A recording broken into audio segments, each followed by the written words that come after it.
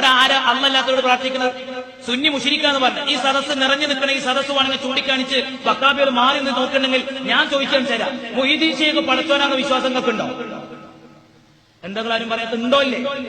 ഉറക്കനെ പറയും, വഹാബി കേൾക്കട്ടെ. കേട്ടില്ല വഹാബി, പിന്നെ എന്തിനാ ഈ വിശ്വാസം ഞങ്ങളോട് പറയുന്നത്? ഞങ്ങൾക്ക് വിശ്വാസമുള്ള മൊയ്തീൻ ശൈഖ് പഠിച്ചോ. ഞാൻ മൊയ്തീൻ ശൈഖ് കാക്കണെന്ന് പറയുന്ന ഒരാളാണ്. മൊയ്തീൻ ശൈഖ് ഇലാകാന്ന വിശ്വാസം എനിക്കില്ല. മൊയ്തീൻ ശൈഖിന് സ്വന്തമായിട്ട് ഒരു കഴിവുണ്ടെന്ന് ഞാൻ വിശ്വസിച്ചിട്ടില്ല. അങ്ങനെ വിശ്വസിക്കുന്ന ഒരു സുന്നിയില്ല. അതേ സമയത്ത് അള്ളാന്റെ ഔലിയാക്കളിൽപ്പെട്ട ഒരാളാണ് മൊയ്തീൻ ശൈഖ്. ആ മൊയ്തീൻ ശൈഖിന് കറാമത്തുണ്ട്. ആ കറാമത്തിലൂടെ അവരെ നമ്മളെ സഹായിക്കാൻ അവർക്ക് കഴിയും. അക്കറാമത്ത് കൊടുത്തത് അള്ളയാണ്. അള്ള കൊടുത്ത സഹായം കൊണ്ട് അവർ ചെയ്യുന്നത്. ഇതിലെന്ത് തെറ്റുള്ളത്? അല്ലാഹുവിനെ വിളിച്ച് പ്രാർത്ഥിക്കുന്നത് പോലെ അവന്റെ സൃഷ്ടികളായ ചില മഹാന്മാരെ വിളിച്ച് പ്രാർത്ഥിക്കുക. അവനോട് സഹായം തേടുന്ന അതേപോലെ അവരോട് സഹായം തേടുക. അവരുടെ നാമത്തിൽ നേർച്ച വഴിപാടുകൾ നടത്തുക മുതലായ ചില കാര്യങ്ങളെ ശിർക്കിൽ നിന്ന് മാറ്റി നിർത്തുവാനും അവയൊക്കെ ഇസ്ലാമികാചാരങ്ങളായി സമർത്ഥിക്കുവാനും ചില പണ്ഡിതന്മാർ പാടുപെടുന്നത് കാണുമ്പോൾ വളരെ അത്ഭുതവും സങ്കടവും തോന്നിപ്പോകുന്നു. എന്തെല്ലാം വ്യാഖ്യാനങ്ങളോ ന്യായവാദങ്ങളോ അവർക്ക് സമർപ്പിക്കുവാനുണ്ടെങ്കിലും ശരി, അല്ലെങ്കിൽ ചില നല്ല പേരുകൾ നൽകിയോ മതഛായ നൽകിയോ അവയെ മോടികൂട്ടിയാലും ശരി, വാസ്തവത്തിൽ അവയെല്ലാം നേർക്കുനേരെയുള്ള അർത്ഥത്തിൽ തന്നെ അള്ളാഹുവിന് സമന്മാരെ ഉണ്ടാക്കലാകുന്നു. പക്ഷേ വിശ്വാസം യഥാർത്ഥ രൂപത്തിലും പൂർണ്ണ രൂപത്തിലുമല്ലെന്നുള്ളതാണ് അവരുടെ ശിർക്കിന് കാരണം. ഈ ദുരവസ്ഥ തന്നെയാണ് ഇന്ന് മുസ്ലിം സമുദായത്തിലും കടന്നുകൂടിയിരിക്കുന്നതെന്ന് അപാരമായ വ്യസനത്തോടും ലജ്ജയോടും കൂടിയാണെങ്കിലും പറയാതെ വയ്യ. വിഗ്രഹാരാധകന്മാർ തങ്ങളുടെ ആരാധനയെ ന്യായീകരിക്കുവാൻ പറഞ്ഞിരുന്നതും പറഞ്ഞുവരുന്നതുമായ അതേ ന്യായങ്ങളും അവർക്ക് സമാന്തരങ്ങളായ മറ്റു ചില ന്യായങ്ങളും തന്നെയാണ് ശിർക്ക് പരമായ പ്രവർത്തനങ്ങളെ ന്യായീകരിക്കുവാൻ മുസ്ലിങ്ങൾക്കിടയിലും നിലവിലുള്ളത്. ബാഹ്യത്തിൽ മഹാത്മാക്കളെ വിളിച്ചാണ് പ്രാർത്ഥിക്കുന്നതെങ്കിലും യഥാർത്ഥത്തിൽ പ്രാർത്ഥന അള്ളാഹുവിനോടാണ്.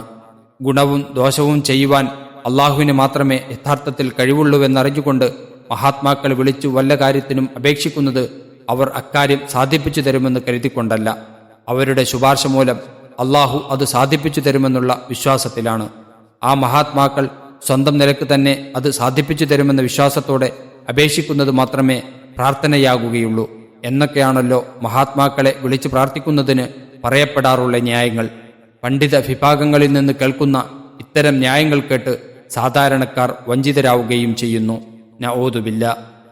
സ്വാർത്ഥ ലാഭങ്ങൾക്ക് വേണ്ടിയോ നേതൃത്വവും സ്വാധീനവും നിലനിർത്തുവാൻ വേണ്ടിയോ കക്ഷി താൽപ്പര്യങ്ങൾക്കു വേണ്ടിയോ കൽപ്പിച്ചുകൂട്ടി സത്യത്തെ മൂടിവെക്കുകയും പ്രമാണങ്ങളെ ദുർവ്യാഖ്യാനം ചെയ്യുകയും ചെയ്യുന്നവർക്ക് രേഖകളും തെളിവുകളും വിവരിച്ചിട്ട് കാര്യമില്ല. എങ്കിലും അറിവില്ലായ്മ കൊണ്ടും തെറ്റിദ്ധരിച്ചുകൊണ്ടും ശിർക്കുപരമായ അന്ധവിശ്വാസങ്ങളിലും അനാചാരങ്ങളിലും അകപ്പെടുന്നവർക്ക് വേണ്ടി ചില സംഗതികൾ ഇവിടെ ശ്രദ്ധയിൽപ്പെടുത്തുവാൻ ആഗ്രഹിക്കുന്നു. സൽബുദ്ധിയും ശുദ്ധമനസ്കതയും ഉള്ളവർക്ക് നിശ്ചയമായും അതിൽ നിന്ന് ഏറെക്കുറെ സത്യാവസ്ഥ മനസ്സിലാക്കുവാൻ കഴിയുന്നതാണ് ഇൻഷാ അല്ലാഹ്. മക്കാ മുശ്രിക്കുകൾ അവരുടെ ആരാധ്യ വസ്തുക്കളായ ദൈവങ്ങൾ അവർക്ക് ഗുണമോ ദോഷമോ ചെയ്യുവാൻ കഴിവുള്ളവരായിരുന്നുവെന്ന് വിശ്വസിച്ചുകൊണ്ടല്ല അവയെ ആരാധിച്ചിരുന്നത്. അവയെ ആരാധിക്കുന്നത് വഴി അവ തങ്ങൾക്ക് അള്ളാഹുവിങ്കിൽ സാമീപം നേടിക്കൊടുക്കുമെന്നും അവ അള്ളാഹുവിൻ്റെ അടുക്കൽ തങ്ങൾക്ക് വേണ്ടി ശുപാർശ നടത്തുമെന്നും അങ്ങനെ അള്ളാഹു അവരുടെ കാര്യം സാധിപ്പിച്ചു കൊടുക്കുമെന്നുമുള്ള വിശ്വാസത്തോടെയായിരുന്നു ആരാധിച്ചു വന്നിരുന്നത്. തനി പാമരന്മാരല്ലാത്ത എല്ലാ വിഗ്രഹാരാധകരുടെയും ന്യായം ഇതുതന്നെയായിരിക്കും. അള്ളാഹു പറയുന്നു, വല്ലദീന ഇത്തഖദൂ മിൻ ദൂനിഹി ഔലിയാ.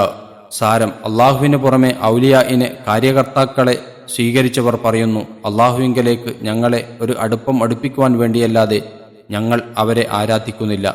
സൂറത്തു സുമർ വചനം 3. വീണ്ടും പറയുന്നു, വയഅ്ബുദൂന മിൻ ദൂനില്ലാഹി മാ ലാ യദുർറുഹും വയഖൂലൂന ഹൗലാഇ ശുഫഹാഉനാ ഇൻദല്ലാഹ്. തങ്ങൾക്ക് ഉപകാരം ചെയ്യാത്തതും ഉപദ്രവം ചെയ്യാത്തതുമായ വസ്തുക്കളെ അവർ ആരാധിക്കുന്നു. ഇവർ അള്ളാഹുവിൻ്റെ അടുക്കൽ നമ്മുടെ ശുപാർശക്കാരാണെന്ന് അവർ പറയുകയും ചെയ്യുന്നു. സൂറത്ത് യൂനുസ് വചനം 18. ഇതേ ന്യായീകരണം തന്നെയാണ് മഹാന്മാരെ വിളിച്ച് പ്രാർത്ഥിക്കുന്നവർക്കുള്ള ന്യായീകരണവും.